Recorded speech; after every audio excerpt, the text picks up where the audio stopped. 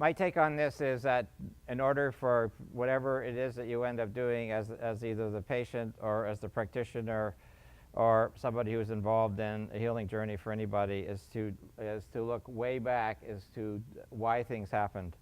You know, this is a statement that I saw some time ago, and it's kind of what I think about bioregulatory medicine. You know, it's been around. Kim Chi's been doing it a while. I've been involved in this for almost 40 years. Started doing Vega testing, I guess, even before you were doing Vega testing. So knowing this kind of an approach to medicine. So I kind of feel that it sooner or later will become much more self-evident that what we're talking about is really what the truth is all about. And the whole idea of where medicine went is, and where it's come from, because the definition of medicine hasn't really changed in the last health, I mean, hasn't changed in the last 69 years. And they keep saying the same thing over and over, and it's time to look at it a little bit differently. You heard the word homeostasis this morning. That's really what health is all about. It's about creating a balance in all the systems and not just a physical aspect of the system. And we can thank Bernard as the father of physiology, going back into the 1800s, a French physician. I think the statement is really what we as practitioners are attempting to accomplish. So we have all these different organ systems, we have all these different specialists. It's my belief that specializing medicine has actually decreased our overall health, because what it does, it has made people look at one compartment and they can't see that, you know, it's like looking through glasses and you can't see the whole. As Bernard had pointed out of what physiology is all about, it's really every organ system has but one purpose, and that's to create survival. That's really all this organism is about. It's about how do we survive long enough to procreate so we still have another person to procreate. That's what everything is attempting to do in our body. So we now, of course, in the last 30 years have started talking a lot more about genetics, and now I know, of course, we have about epigenetics, and they all tie together. And what being healthy means is that you have this balance, and it's a continuous balance in every system. And if we look at the stages of what normally should happen throughout our life, health-wise, you're supposed to get sick.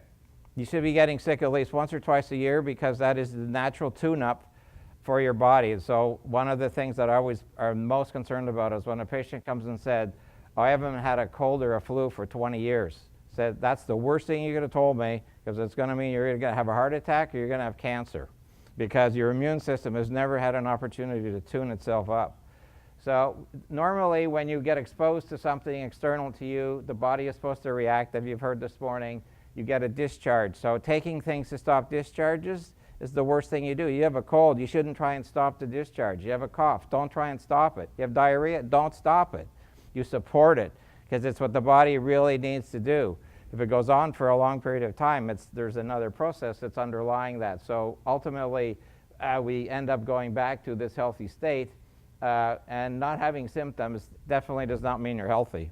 In fact, it's an indication that your body can't give you a lot of good information. So we look at all these different organ systems. All these different organ systems have to be all working together, not independent of each other, not independent of each specialist. And what's interesting about this, there's only one system on there that doesn't have a specialist.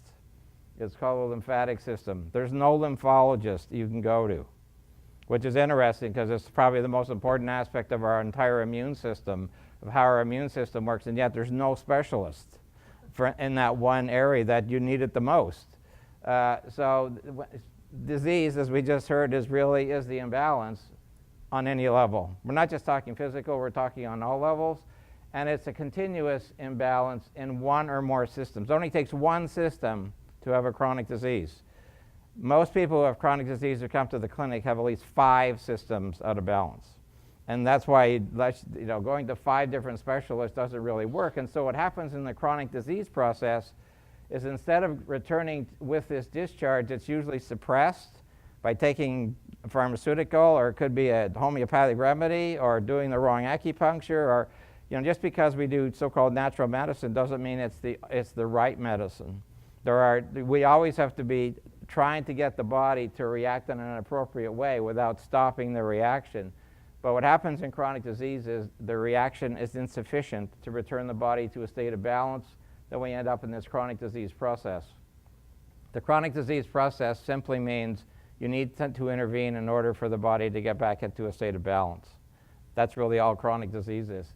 And that's what most of our patients, and what ends up happening over time is it just keeps progressing to being unhealthy, to then degenerating, to now we have pathology.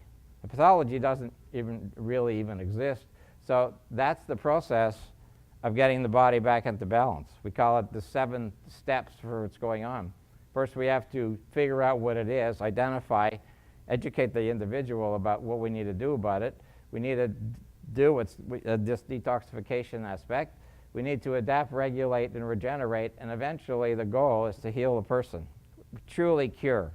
You know, what does cure mean? Cure doesn't mean you don't have the symptom. Cure means your systems are all in balance and you will get sick once or twice a year. That's cure. And that's the goal of what we should be ultimately looking for. So we have all these chronic diseases that commonly affect our patient population. And what's the age where chronic disease is most commonly diagnosed? What do you think it is? When do people get diagnosed with chronic disease?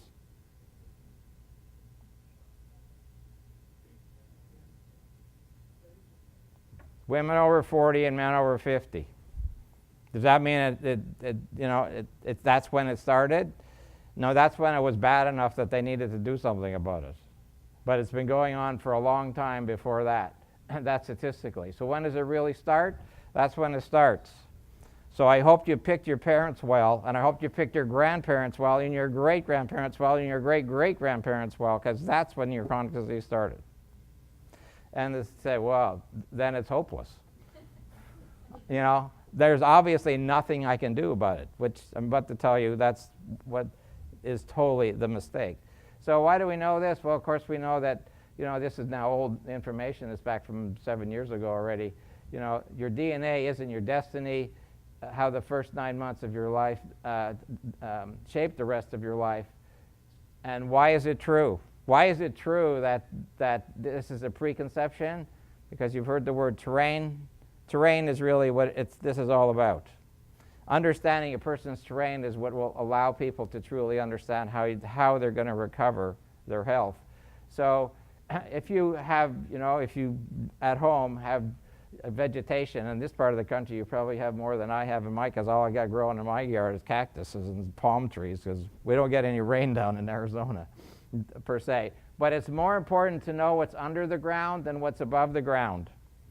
You go to a specialist and all they look at is a bunch of leaves, you know, and some dead branches. And they say, well, let's just cut the branch off. I guess the tree's better now. Well, now then next year another branch dies. So it doesn't deal with anything when you deal with what's going on above the ground. It's really under the ground. It's the terrain issue that really is where the problem is. And all disease is, as you've already heard, is totally energetic. Everything, it's all about energy. That's what this whole conference is about. This is what this whole organization is about. When people end up with some type of a lesional disease, it means it's been going on for, you know, if they're 50 years old, it's been going on for at least 60 years, since long before they were conceived. Said, oh no, I just diagnosed it, I have disease X. The doctor told me I was just diagnosed 3 weeks ago, I had symptoms 6 weeks ago. Well, it doesn't matter. You may have had them for 6 weeks, but you've had the process for 50 or 60 or 70 years is the reality for what's underlying. And so how do we take that information to make an impact? And what determines, you know, how do we get to where we are? How does the patient arrive in our office with migraine headaches or premenstrual syndrome or cancer or heart disease or an autoimmune disease? You know, you can, whatever, the name is totally irrelevant. We have to look back. Of course, now the big bent is towards genetics. And I have mixed emotions about that, because it's like they've always been there. You know, it's like what's different about the genes? Now we have over 2 million SNPs, meaning that it doesn't really code. Does that really change what I do? Interesting, with this type of approach, it doesn't really change what it is that we do. If you haven't read anything from Bruce Lipton, you need to read about Bruce Lipton. Bruce Lipton was way out there years ago for, you know, the whole idea of changing the whole idea he was a teacher in university.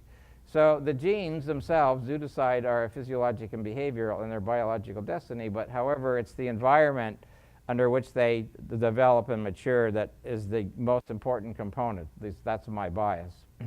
So science is basically trying to say, well, if you have this dysfunctional gene, we'll just figure out one day you'll go to the hospital and you'll go to the gene pool and say, well, I need that gene. Let's take that one out and stick this one in. It's like taking your computer to to the store and saying, well, the hard drive doesn't work. Give me a new hard drive. Doesn't quite work like that for us. I mean, we can't go in and we can't replace our genes. But what we can do is we can modify our environment so that the gene that has to develop has the opportunity to develop in a much healthier place, in a much healthier state. So the idea is that genes control our biology. They do code for proteins, and when they started the Human Genome Project in 1978, the assumption was there's one gene for one protein. They assumed we had about 125,000 to 150,000 proteins in our body. They assumed that they were going to find 125 to 150,000 genes. But unfortunately, there's only 23,688 genes. And they went, oops, we must have made a mistake. How can we have fewer genes than we have proteins? So what they realized is that one gene can code for 5 or 6 proteins. We don't need 150,000 genes. Therefore, why does it code one day for this protein, one day for that protein, and one day for this protein? Now we know it's called epigenetics. It's based on the idea that depending on the environment, what your lifestyle is, what you choose to eat, how much water you choose to drink, how much exercise you choose to do, that's what's going to decide how your gene replicates itself, which becomes the key aspect of this. Perception of the environment has direct control over a human's behavior. Perception of the environment, and you're going to hear a lot about perception here in the next few minutes. You now know about epigenetics, of course. Epigenetics determines what direction it goes in. There's lots of good books, but I was always intrigued by one of the first studies done with the agouti mouse. It's actually a rat. The agouti mouse is a big fat rat, brown fur. They assumed because it was always fat and brown, there had to be a gene that basically coded for that. Then they decided to give the mother a multivitamin before it was conceived. And the baby mice grew up into normal size and they didn't have brown skin. I said, well, how's that possible? It mustn't have the gene. They sacrificed the animal. Their gene was there, but it was turned off. Well, it must have been the multivitamin that turned it off. So they did that before conception. They said, well, let's see what happens with the father in this case. They didn't give the mother rat a multivitamin. After the baby was born, they let the father become much more involved in raising the animal, and it didn't grow into a fat mouse with brown fur. So you can change it before conception or after conception. So that's why we know what we're going to do energetically is going to have such a dramatic impact on truly curing people. Doesn't matter where a person starts in this process, you can cure there is no incurable diseases anymore. Every disease is curable. No matter if you're told that you have an incurable cancer, you have an incurable, there's no such thing. You have the ability to change the expression of these genes. This was one that was done in 14 countries in Europe, where basically, simply based on birth weight, you could predict whether the individual, man or woman, was going to have heart disease. So on my questionnaire, I asked, do you know what your birth weight was? If you were under normal length pregnancy, if you're under 5.5 pounds or over 9 pounds, you will have an increased risk of heart disease, and for women, breast cancer. No other factor, just birth weight will dramatically increase your risk of those types of things. So we know that there's a huge component of that. You're going to see this slide tomorrow and a couple of the things I'm going to do. This is my belief system. This is the key thing over here. We call it the terrain. This is the pre-birth stuff. These are the things that are everybody in this room is one of these miasms, you're one of these temperaments, and you are a specific constitution. That's both inherited and acquired. So most of us will have two. And we have all these things that affect us through life. So the person comes in and says, I've never been well since I had this accident. I've never been well since, I had mono or whatever it was. I do not believe any of these are causes. I believe these are triggers. I believe the true cause is over here. And ultimately, that's what we're going to have to be able to treat for people. And what we know from the Romanian orphans is that the adverse childhood experiences absolutely leads to premature death. And what's interesting about that, if you take identical twins, put them in two different situations, the perception, even though they're identical, if they perceive it differently, the outcome will be different. So our outcome for our patients is about how do they perceive what their childhood was like. And this study was done at Penn State way back when 2001. They basically they took through over 50 years or so, they looked at people, that all they did is ask them their history. They were able to predict who was going to get heart disease, who was going to end up with cancer, who was going to end up with autoimmune disease, simply by asking them questions of what their childhood was like, which suggests that childhood has a lot to do with it. So we know that genes make proteins. We also know that there's a nurture and a nature component of this. The genetic instincts are important to survival, but the learned perceptions are more important. Learned perceptions are more important than your genes. And this is a big part of, from my perspective of health-wise, what we're going to have to do with people. So everybody all 7.2 billion of us have this, doesn't matter what culture you are, have basic instincts. So when a baby is born and you do that, they'll all do that. It's a natural instinct. And every human on this planet will do that. In fact, other mammals will do that also. However, the learned perceptions begin when the nervous system starts to mature. And as you'll see, the nervous system takes a long time to mature, as we know from straight physiology for what's going on. What's also that people don't seem to understand is that the conscious mind only actively functions about age 6. 6, not at birth. It's like, how can it take till 6? So we have to look at our educational system for what's going on. So it's in this time that the learning goes on through learned perceptions, and they're all not in the conscious mind. It's in the subconscious mind that all this stuff is taking place underneath this. So we spend about 10% of our day here and 90% of our day here. In fact, for those of you who drove here, most of you drove here with very little conscious thought. You didn't get in your car and say, I got to turn the car on, I got to turn the steering wheel, I got to put my foot on the brake. You just do it. And that's because it's a learned perception through your subconscious. Most of what we do every day is through our subconscious. And what's interesting, the conscious mind only picks up about 40 bits of information per second. Look at what the conscious mind, the subconscious, 20 million bits of information per second are being picked up by the subconscious. So the information coming in, and it's all going in there, and it's staying in there, and it has stayed in there since since preconception. It's been being inputted in that particular information. So this kind of information evolves over a considerable period of time. No amount of desire by the consciousness can change the subconscious. You can't just think, well, I'm an alcoholic, I just don't want to drink anymore. I'm just going to not drink. It doesn't work that way. That's why, unfortunately, in addiction, there's always these relapses. We have to really go back and change what perceptions are. There's a reason people become alcoholics. There's a reason we become whatever it is we become. They're called learned perceptions. Can we go back and retrace them? And the beauty is we can. So willpower, it goes a long way. But willpower isn't going to cut it for most people. That's why we have so many relapses in so many different types of programs. That's why you need constant support. But you need to have more than that. So I'm going to call this an energetic maturation. That basically is the work of my mentor, who was a French physician who unfortunately passed away a few years ago, Dr. Guinaud. There's various phases that I'm going to talk about, and it's really based on all the things you've talked about. And whether we talk about Chinese medicine or anthroposophical medicine or Ayurvedic medicine or Western medicine or naturopathic medicine, you combine all those together and we get this philosophy that what I believe, you can return a person back through the evolutionary process.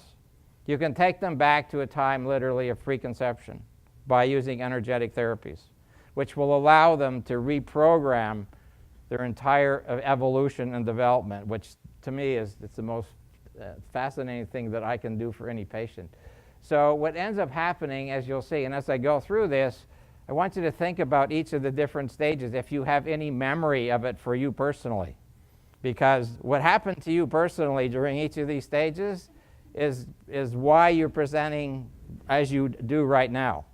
Because all these things these are almost like a natural law.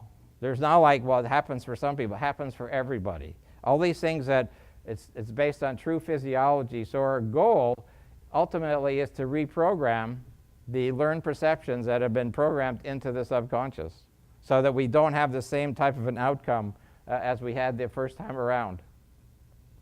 As I said, we're basically mostly unaware of what's going on around us because our subconscious is basically responsible for all that kind of thing. So children, believe it or not, for the first 2 years are really in a hypnotic trance. And you say, well, no, they smile and they do that kind of thing. But when you measure their brain waves, they're in the lowest state of activity. And they're there for a specific reason. It allows them to take in tremendous amount of information. It's also what allows them to grow, specifically. So for the first 6 years, they basically are acquiring all these learned perceptions. So if you think about your own childhood, what were your first 6 years like?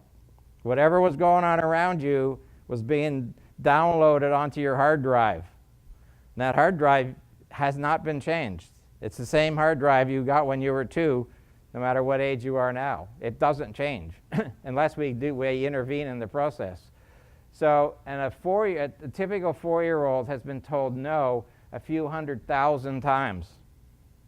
A few 100,000 times they've been saying, no, shh, be quiet. No, you can't do that. No, not yet. Tomorrow. We'll get that.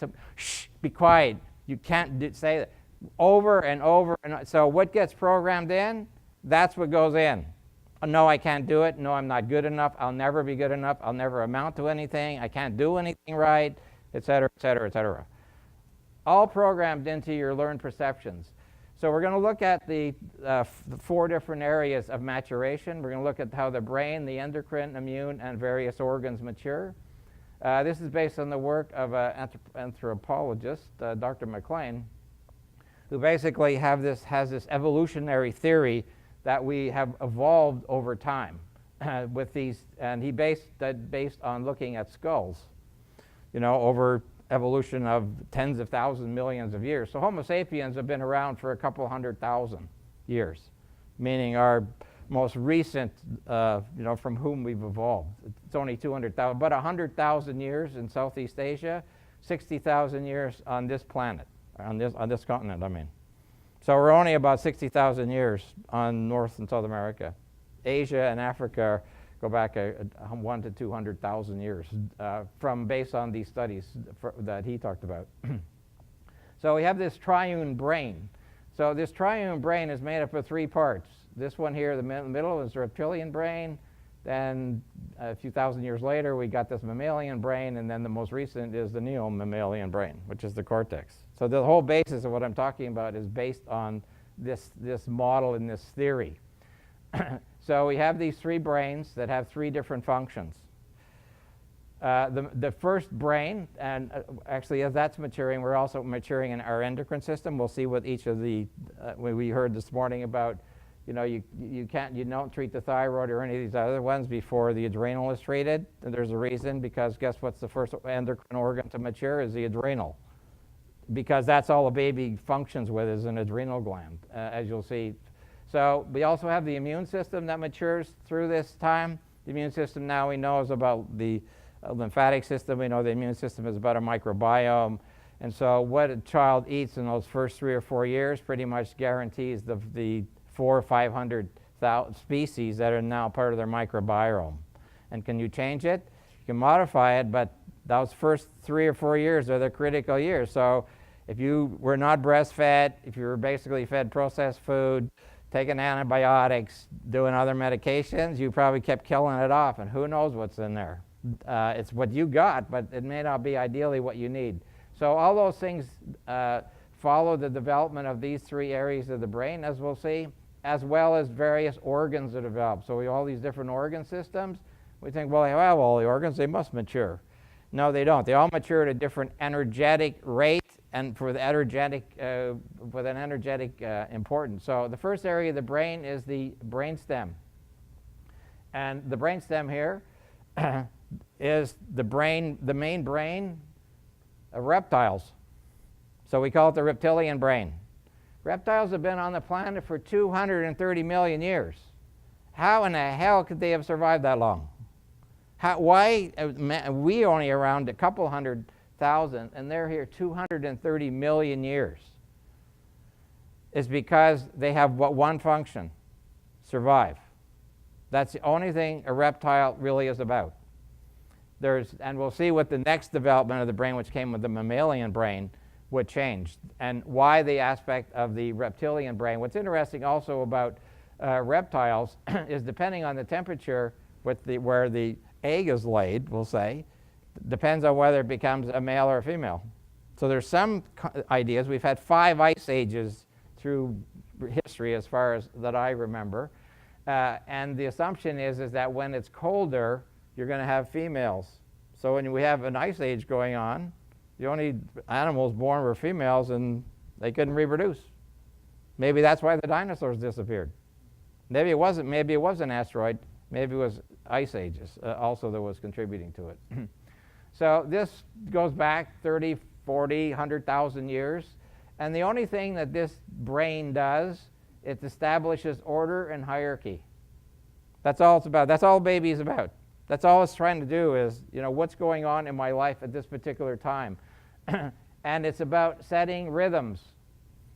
That's why it's so critical that a baby have a routine. The only thing a baby needs is routine. It needs to know that it's safe. It needs to know that it's secure, which means it goes to bed at the same time, it gets up at the same time, takes a nap at the same time, it feeds at the same time, you give it a bath at the same time, you play the music at the same time. You do all the things in a very routine, because that's what the only part that the brain knows, is set this routine and set this rhythm for the kid. And it's because the brainwave activity that's going on, we know that there's these 4 brain waves, but a baby is basically operating in a delta wave state. And they, of course, it's easy to measure. You stick a EEG on them and you just measured it, and they measured lots of kids, and this is the predominant brain wave. And this is the brain wave until about age 2. And for you, it's the brain wave when you're in your deepest sleep. So that's why they're in this hypnagogic state. They're awake, but they're not really awake as far as their brain is concerned, because they don't have the ability to learn yet. But it is the time that you get the release of growth hormone. When people grow the most, those first 2 years, they're doubling their size because they need to be in this state to release growth hormone. The other thing that's a component of this is that the adrenal gland is responsible for the survival. The adrenal gland starts to come into play about 3 weeks. Well, what happens from birth to 3 weeks? It's the mother's endocrine system. The birth itself is a pretty traumatic thing. Suddenly this baby goes from this dark, watery, warm cave to this bright light and says, where the hell am I now? Where's the water? I'm not protected anymore. That idea, and we put it out into this world and saying, so the reality is, many people have heard me lecture before, where does the baby sleep? In the closet, in a bassinet where they can touch the sides. It is the most comfortable place, not in the parent's bed. It's like, whoa, that's different. Yeah, and I guarantee you, if a baby sleeps in the closet, they will sleep the entire night by 3 months of age. If you weren't sleeping by 3 months of age, it means your adrenal glands were not set properly, is one of the bottom lines that ends up happening.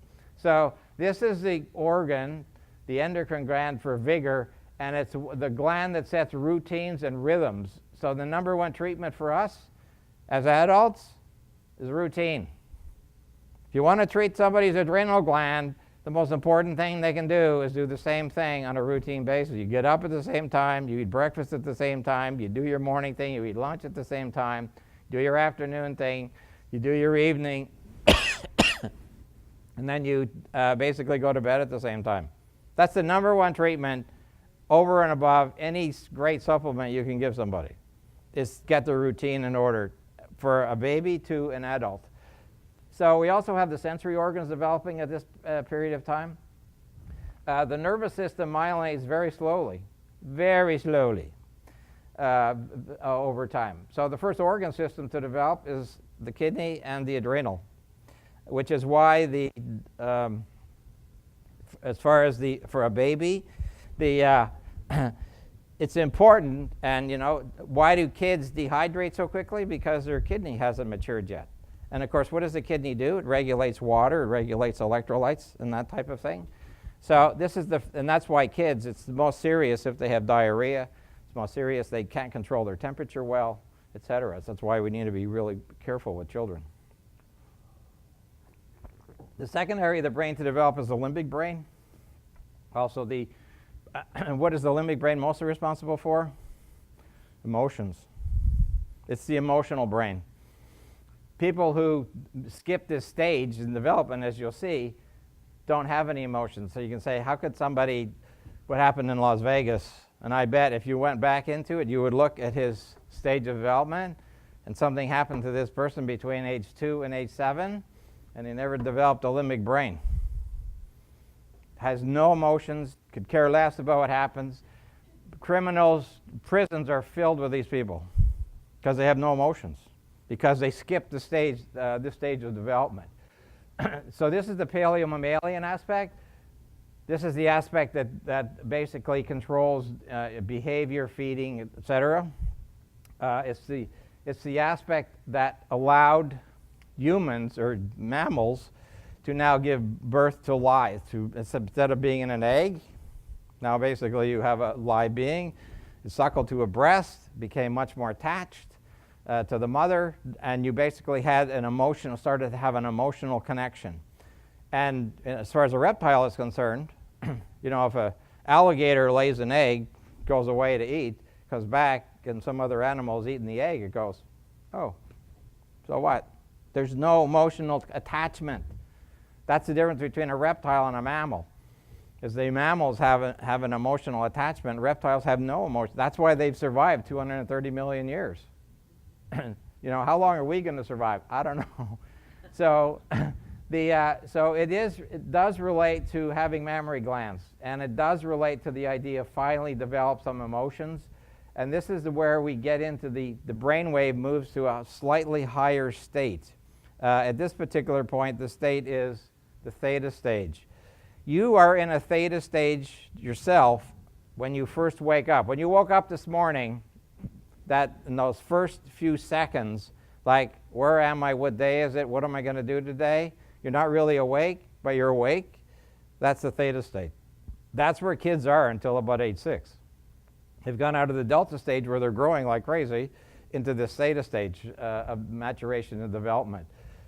So you all experience that type of thing. So it's in this particular phase that the thyroid gland starts to mature. So the thyroid gland is this gland of sensitivity. It's this gland of simplicity, the gland of pleasure. Individuality is learned through the thyroid over time. What's interesting about this organ is one thing I didn't say, the adrenal gland reaches its maximum production of cortisol for body size at about age 1 throughout your entire life. The thyroid reaches its maximum amount of thyroid hormone production between age 4 and age 5. This is the age that I believe that virtually all autoimmune disease starts, especially for Hashimoto's, Graves' disease, that type of thing. You look back in those patients and you'll find something in this phase of their life that disrupted the ability for the thyroid to energetically mature efficiently and properly. This is also the time frame where kids like to dress up. This is where, and of course what I think is happening is kids are losing their imagination. They're not allowed to have an imagination anymore. You know, we stick them in front of iPads and, you know, all that, watch this movies and all that kind of stuff. You know, we don't give them crayons anymore because they write on the wall. Said, well, you're not supposed to paint your wall until your kids are old enough not to know they shouldn't draw crayons on the wall. You know, it's like you have old furniture. When they're old enough, you throw it all out and you buy the good stuff, per se. So the aspect of this is, you know, this is the gland for dreaming. This is the gland that allows the child to start to develop truly their intuition and their imagination. The idea, you know, as you know, the most violent thing a kid can watch is a cartoon. There are more violent acts in, you know, a 3-minute cartoon than there is in a 30-minute murder mystery show. And because their brain is not capable of understanding, because they haven't reached the level of reason.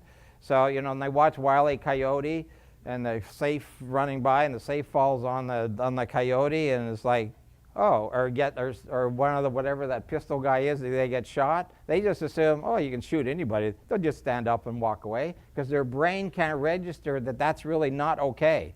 But in a cartoon, their reality is, well, the coyote got up, nobody dies. So they have a hard time understanding what death is because on the cartoons, they don't see somebody die like we do. So the intuitive side, as I said, is sort of developed in this particular stage. So this is the time where you read books and you go to nature and you basically expose them to really what true nature is all about in life. So this gland of simplicity, as I'm so sure some of your kids wanted to do, they want to eat the same food every day. They want to wear the same clothes every day. They only wear one color of clothes every day. And then 6 months later, I'm orange. I'm not wearing that. Where did that come from? They'll never wear orange again. Now they want to wear green every day. So I'm sure some of your kids or grandkids have gone through that. I know my son drove my wife nuts. You know, he'd want to wear the same thing every day. He'd have to wash it 3 times a day, and he'd have to wash it every night because he wanted to wear the same thing the next day. That's what's supposed to happen. This is because they're in this place of this simplicity. We don't want to overstimulate them. If they get overstimulated, they end up here, we say drug, sex, rock, and roll. Those people usually miss the thyroid phase of development. And as I said earlier, I believe it's the autoimmune effect. So I think all kids need to be given probiotics. I recommend all kids take DHA for their brain development. A huge believer in castor oil for their immune development. I believe that children should be given water in addition to breast milk, and you never give a kid juice. It's the worst thing you can give a kid is juice of any type. I'm not a juice fan. So the next organ that develops during this particular phase is the digestive system. And the digestive system matures over a period of several years. So I say, yeah, we have a digestive system. Yes, we have all these organs. And this information is somewhat speculation by me, based on my observation of things. I believe that the first, in Chinese medicine, of course, the spleen is part of the digestive system, and taste is the sensory organ that goes with it. So what does a 6-month-old do? Crawls on the floor, sticks anything they find in their mouth. They're sampling it. They don't know what it tastes like. They're sampling it. You know, if you could give a kid, you know, an organic carrot and tell them it's chocolate, they think that it was chocolate. They don't know. Because remember, it becomes a learned perception. But it's our perception as it's sweet. And you know, what do they put in baby food? They put sugar in baby food. Why do they put sugar in baby food? Because what does the mother do before she eats it? Heats it up. She goes, I hate that. I'm not giving it to my kid. The kid doesn't know what it tastes like. But yet we, based on our perceptions of what we think, is what we think the kid will like. The kid will like anything you give them. They will like organic broccoli. They really will, because they don't know what it's not supposed to taste like, etc. So, you know, what we do. So these organs develop. So, of course, after the spleen comes the stomach, and we know that a breastfed mom, the first nutrient that goes down is iron, which is the first nutrient. So therefore, guess what? The first food a kid should eat is not rice pablum. It's not grains, it's meat. You take them to Outback Steakhouse and let them chomp away at it, per se. You know, if you look at original cultures, the mother would take an organ meat, masticate it, chew it all up, pulverize it. You know, she didn't have a Cuisinart or, you know, any type of thing to macerate it. She'd spit it out and give it to the baby. That's the first food, because the pancreas doesn't reach maturation until 28 months. We should be not giving a whole bunch of grains to these kids because they don't really have a whole load of pancreatic enzymes to be able to digest carbs. They actually need protein, especially iron, earlier on than later, which is, and there finally is starting to be some change in the pediatric, Bering Pediatric Society saying, yeah, maybe rice paddling is not the best food. You know, the liver is an interesting one. As you know, it's our main filter. Just think of the 2-3-year-olds who are being treated with chemo, who don't even have a liver to be able to process that poison.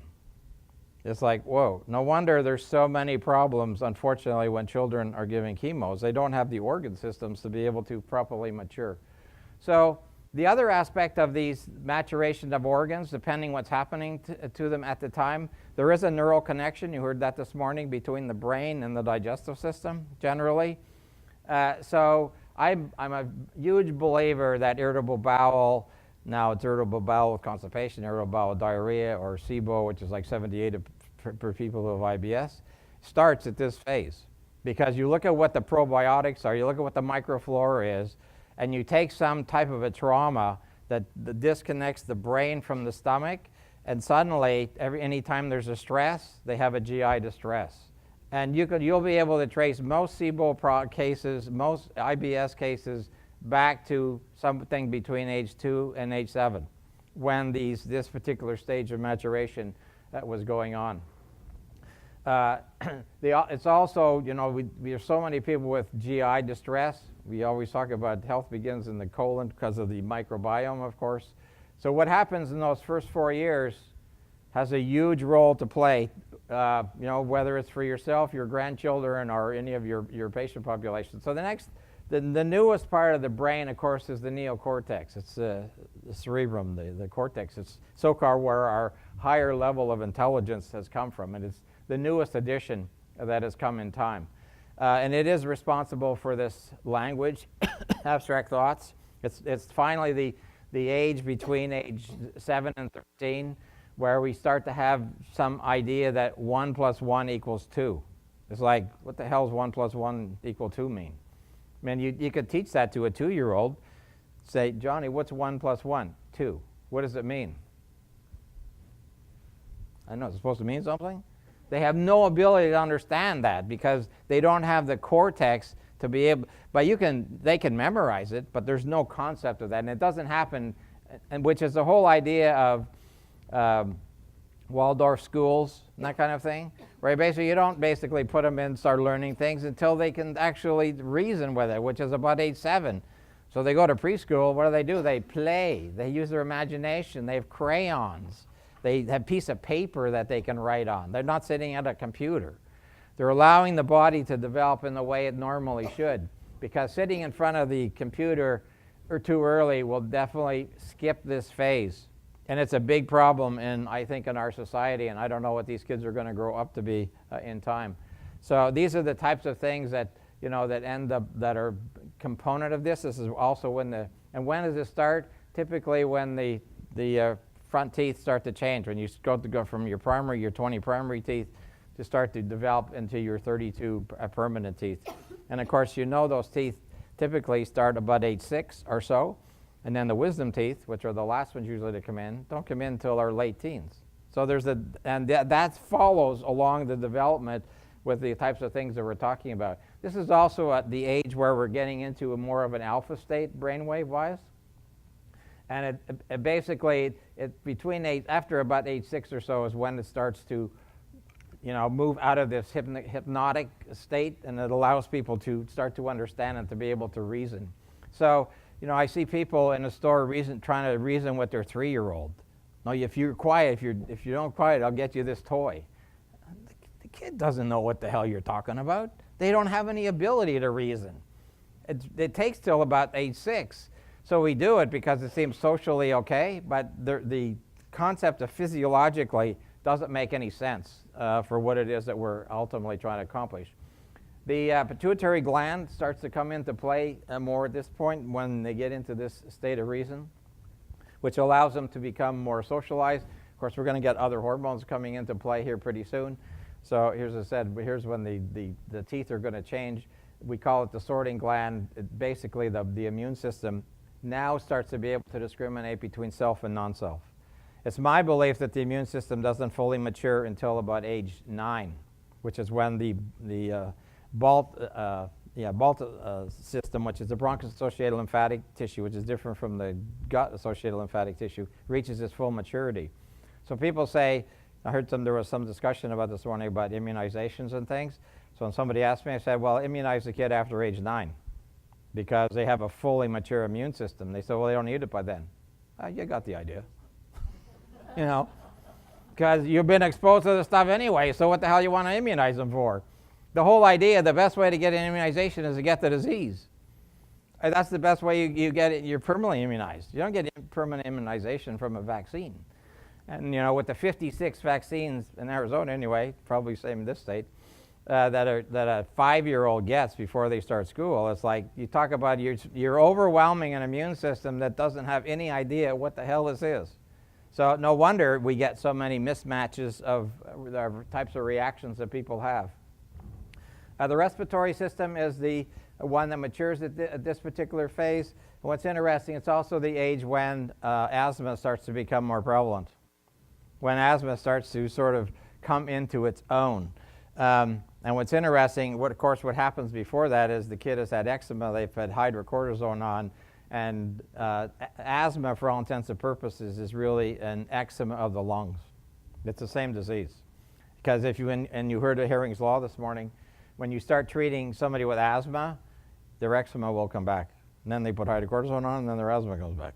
And you can go back, and you want to take it one step farther. If you suppress the asthma with steroids, the next thing that's going to happen is either seizures, because you're going to suppress it right into the nervous system. It's a perfect Hering's Law. You treat the seizures, the asthma comes back. You treat the asthma, the eczema comes back. You treat the eczema, and everything's gone, and it'll never come back. That's what Hering's Law is all about. So you have to accept the fact, you have to tell the parents that, you know, when we treat this is what's going to happen. It's going to come back. Don't treat the asthma. Don't start putting them on inhalers again. When the eczema goes back, don't put more hydrocortisone on there. We'll treat it in other ways to be able to support that. You know, the hypothalamus is above the pituitary. It sends down information for what's going on. It's also the age finally where we reach the highest level, although now apparently they found a new one. Gamma, I think, is the next one that they basically have the highest level of brainwave activity. So now we have the endocrine system that matures somewhere 11, 12, 13, 16, whatever. So if you start, what's my next slide? Pituitary, we talked about that one. So obviously here's where the gonads are starting to mature. So we have basically the ovary or the testes, depending if it's male or female. So we have a pretty normal menstrual cycle. And of course, the most common history that I've had, and I'm sure some of you people have had, is the young girl who goes into menarche, but then she either has really bad cramps, she has terrible headaches, you know, heavy bleeding, or it's irregular or whatever. The standard treatment is put them on birth control pills. Oh, it solves their problem, but of course it doesn't solve any problem because you haven't solved anything, because you haven't dealt with the problem. All you've done is dealt with the symptom. So I'm going to go back for a couple of slides for a minute. So when you see a problem in the system like this, like a 13 or 14-year-old who's starting to have a problem there, I guarantee you the problem is not there. What you have to do is you have to look back into their previous systems, because that's where the problem is. If this organ system didn't mature properly, neither did this one, and neither did that one, and neither did this one, and the next two won't either. And that's why chronic disease, you have virtually all systems involved, because this is like a set of dominoes. You know, if one knocks down and they all knock down, they develop normally, great. But if one knocks down, but it doesn't fall properly, the other one stays standing, and you're going to have problems because the body is saying something needs to happen to allow this proper energetic maturation, which is why the worst thing you could ever do to a young girl is to put her on birth control, because you're not looking at really where the problem truly is that's underlying all this kind of stuff. What's the number one treatment of the menstrual cycle? What's the best way to treat any woman's menstrual cycle? To do what? Yeah, let her have one, but what's the best way to treat it? No. Sleep. In total darkness. And in fact, this is the number one treatment. So routine and sleeping in the darkness is the best way you treat anybody's endocrine system. Instead of worrying about giving them hormones, start dealing with their adrenal and having them sleep in the dark, except the day before, the day of, and the day after the full moon, which means your bedroom has to be black. And if you can't get it black, they need to wear a mask. And so this goes back, and of course you say, well, why around the full moon? Because when they used to sleep in caves, the only time there was light when there was a full moon. So guess what? Cave women used to ovulate on a full moon. So guess what, women? You're supposed to ovulate on a full moon. In reality, that's the way the cycle is supposed to work. There is a reason that happens that way. The cardiovascular system is the next system. And interestingly, this is the time where I find many patients have lots and lots of challenges. It's the time technically when we're supposed to move away from our parents. You know, in Native American culture, used to be a little younger, it's almost after puberty, so you have the 16-year-old boy who goes out into the forest and says, you figure out what you need to do for the next week. You know, you figure it out type thing. So, you know, for us, it usually is a time when we start to go to college. You know, you sort of move away, or you're away from your parents now at this point in time. You may leave the city. You may, why do we have so many issues in college? It's like, you know, unfortunately with these events that end up happening, but people are sort of feel that they have this freedom. That's like, my parents don't have to, I'm not worried about when I have to come home at night, and if I drink on Friday and don't sleep, and drink on Saturday and don't sleep, as long as I don't kill myself, maybe I'll show up for class on Monday morning. And it's like they have this unfortunate freedom, but it creates a lot of damage and a lot of stress. It's also a time when people often will have their first broken heart, literally broken heart from a relationship.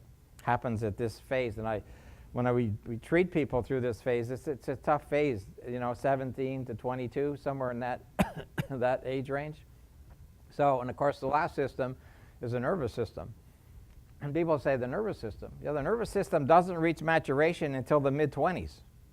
So, you know, trying to reason with your 18-year-old, it's like, how can they, what are they thinking about? Like, how do they think? They don't think like you do because they don't have the neurons all connected yet. They still have demyelinized neurons. And no, they don't have, they're not in their, you know, they say there's only one disease that parents inherit from their kids, and it's depression and mental illness because they drive us crazy type thing. You know, so we know that the nervous system has to go towards maturation, and of course it's this time where supposedly we're supposed to reach our highest level of personal growth. It's where we supposedly become our own person. What's interesting about this, also the maturation of the pineal gland. In my opinion, the pineal gland is the master gland, not the pituitary, not the hypothalamus. It is the pineal gland that sets the circadian rhythm of every other gland. It's not the pituitary. The pineal gland in conventional medicine has one purpose. When you take an MRI, up to 75% of people have calcifications in their pineal gland, and they use it as a measurement. Oh, your tumor is 2.5 centimeters from the pineal gland. Well, how come it's calcified? Oh, we don't care about that. It's a measuring stick. Do you think the pineal gland is supposed to calcify? It is probably the most important gland you have. And if it's calcifying, there's something grossly wrong, but nobody says anything about it. which it means, except, obviously we're going to say something about it. So it is the gland that is related to the cosmos. It's into our pineal gland that we gather energy from the entire universe. And when you look at Da Vinci's Man, drawn like this, the whole idea is to draw the energy of the universe. Where is it being drawn? Into your pineal gland. Where is it? In the dead center of your brain. You split it this way, it's in the dead center. Why is it so far? Probably because it's the gland that needs to be the most protected, away from the outside, because it's so critical for our maturation and development. Yes, it does produce melatonin, but if somebody doesn't have melatonin, you say, why don't you have enough melatonin? It's like, yes, we can give melatonin to help people with sleep, but you always need to ask, well, why do you need it? Yes, we can buy some time by giving you melatonin, but there's a reason that you would benefit from supporting the pineal gland overall. So, have we assumed that we're already there? No, not quite, because it's interesting, because these two systems almost constantly, your nose never stops growing? We all become Pinocchio. I guess if we live to 200, we all have Pinocchio noses, because it never stops growing. So there are no true musculoskeletal diseases, and there's only one true skin disease, in my opinion. And the only true skin disease is contact dermatitis. The bee sting, mosquito bite, that kind of stuff. Eczema is not a skin disease. Psoriasis is not a skin disease. Skin cancer is not a skin disease. It's a condition that shows up on the skin, but it's an internal manifestation that shows up on the outside. So therefore, if somebody is, and the case that James is going to talk about this afternoon, there's a lot of this going on. But that's where her problem is, but that's not where the problem is. That's where her complaint is. You always have to look at these other 6 organ systems, because it's in there that you're going to find, at least in my experience, you're going to find what the real issue is. So I'm sure some of you have been, maybe they called it something different, the Body Works thing, where they did the dissection of the bodies and all that kind of stuff. You've been to that kind of stuff? So a number of years ago, I was in Portland, drove my wife nuts because it took me like 3 or 4 hours to go through the thing. I read every single thing. I made notes. That's where this stuff came from. And say somebody did all this research. I mean, it's truly fascinating to look at understanding what the physiology came from, because I couldn't find it in any books. So you see that the vertebral column doesn't mature until age 25. So you think of all the traumas that happened, kids playing sports and football and soccer and all those types of things, hockey, et cetera. It's like how much damage we can do to a system that hasn't even fully matured. So anyway, and we look at how big the lungs are. We look at how big the small intestine is, and of course the largest organ that we have is our intestinal tract, and if you're laid it out cell by cell, it's basically a double tennis court. I mean, that's how big it is. It's pretty big, as for surface area wise. So we have one more system, however, that's not quite complete, because we're not quite there yet. It's the last one.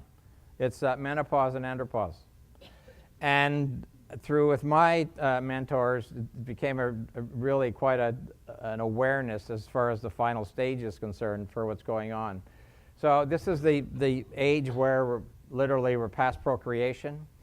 And it's the point where we talk about in native cultures, the medicine man, the wise one, the white beard, that type thing that you go to talk to. It's the reflection. And before my mentor taught me this, I always just observed in patients who basically were looking for something in their life. So they're saying there's I don't know what my purpose is yet. And I remember years ago, there was, within a 1 or 2 day period, there was a younger woman. She was probably in her mid-30s. She was going to spiritual retreat. She was going to silent retreat. She was going out. She was looking for something, but she never really found it. And then within a couple of days, there was this other postmenopausal, probably a 56, 58-year-old woman who had long passed the age of procreation. And she sort of started on their spiritual awareness, and within months, she had it. And I believe what ends up happening is because this is the phase where that is allowed to happen, and we basically are able to return the cycle. And it comes from the, so we have the, before puberty, and we get the estrogen, progesterone, and so normally, of course, what's supposed to happen in menopause is these hormones drop off. It's been my experience, and I observed it before I understood it, there is a second purpose to those organs, and when it drops, the function of procreation stops. It's the time where you actually get the increase of spiritual awareness. And if women take HRT of some type, you will totally deaden that, is my experience. It's much harder for them to get to this particular point because you're taking them out of a natural rhythm of what's supposed to happen. So it's not that I'm against women doing hormones, because it can be helpful, but you have to be reminded, anytime you take something that's not being made in your body, you're doing something against what the body normally needs to do. And the whole idea of this, our organization, is to promote the body to self-regulate itself, to do what it needs to do the types of things to regulate it. We can buy time by using pharmaceuticals or homeopathics or whatever, but ultimately all healing has to come through the body itself. So what do we do with this information? What I've been allowed to do is literally use energetic therapies to retrace all these different stages for people. Doesn't matter what age they're at, we've been able to do it. I've now had several hundred patients be able to go through all these developmental stages. And so we have these 7 stages: the kidney, adrenal, GI, respiratory, the gonads, the cardiovascular, nervous system, and menopause, andropause. And it totally changes their life. It totally changes, in fact, in many cases, it's preferred if both parts of the partnership are together, husband, wife, or whatever. So we're using natural laws. I'll talk about that tomorrow, which basically you've heard already somewhat today. But I use a homeopathic for each of the brain components. I use a homeopathic for the appropriate endocrine gland. I use an homeopathic for the specific organ we're looking at. I use tissue salts, and I can use additional support. You heard about chakras this morning. We use lights, colors to support, because each of the different chakras correspond to the different developments, and so we use different chakra colors. We use music. We use color therapy. We use different aspects of things to support that. Emotional freedom technique is something that has been shown to be helpful and effective also. So people will continue what they're doing because they've found them to be helpful.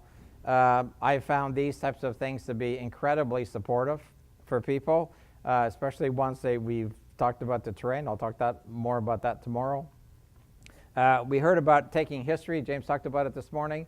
What I have found for these people that becomes really helpful when they understand this process is they do an autobiography. And the most successful ones are people who put 10-year blocks from 0 to 10, 10 to 20, 20 to 30, 30 to 40. And for the people who've done it and done it effectively, it has become truly probably the most healing thing that they can do, because they'll look back at, and now with social media, people they say, well, I don't remember anything before I was 10.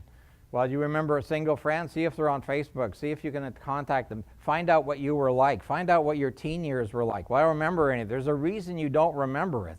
It's been blocked out, but somebody else will remember it. So start to see if you can stimulate that kind of thing. And when people do that and they understand this organ development, they say, I get it. I now see why this is what has happened to me where I am in this particular process. So I found that exercise to be, and many people will take 6 months. In one case, it was almost a year, basically writing her own story, health story. It was very therapeutic for her. So any memories that they get can tend to come up. Remember, and as this process goes along, most people will have the return of the thoughts through dreams. And so I always ask, do you dream? People say, I don't dream. By the time you get through this, you'll be dreaming. And you'll be dreaming about all kinds of stuff. You'll start wondering, why are you dreaming about a boyfriend you had when you were 15? It's like, I haven't thought about that person in 50 years. But suddenly you start thinking about these things because it's already buried in there. Everything is buried in there, and that influence would, and if you start dreaming about it, There was something that happened around that time that influenced the next 50 years of your life. So now what you can do with it, though, is because we have an understanding of what's happening, we have an ability to change it. So the whole idea is we have these tools to allow people to truly reach what I believe is a place of cure. When you get them to this point, they are cured. What does that mean? They had an autoimmune disease. They don't have an autoimmune disease anymore. They had cancer. They don't have cancer anymore. We all have cancer, as you know. Everybody in this room is making 1 million cancer cells a day.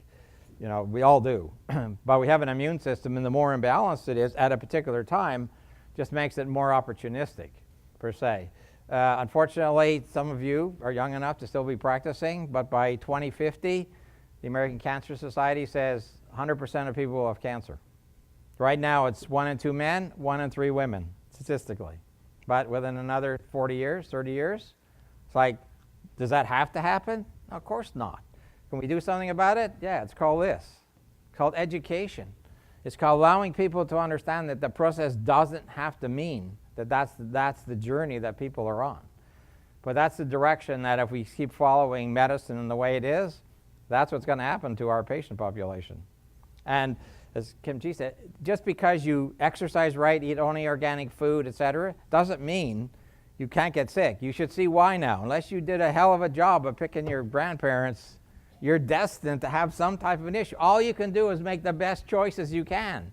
That's what we're asking you to do, to support you and then to support your patients. All right, I think it's lunchtime.